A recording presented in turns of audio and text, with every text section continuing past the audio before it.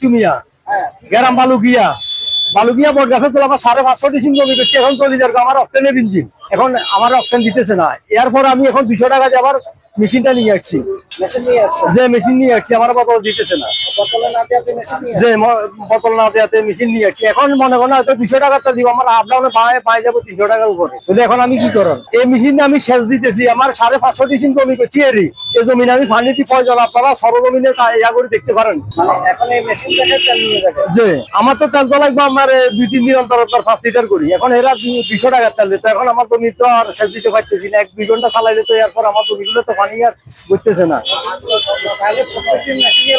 যে এখন আমি কি করব?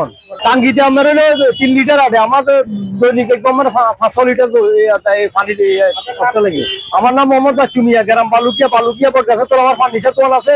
এবং কি আমি 550 ডিসিম জমি করছি। আপনারা জনগণকে জিজ্ঞেস করতে পারেন, সেখানে আপনারা ইয়া করতে পারেন।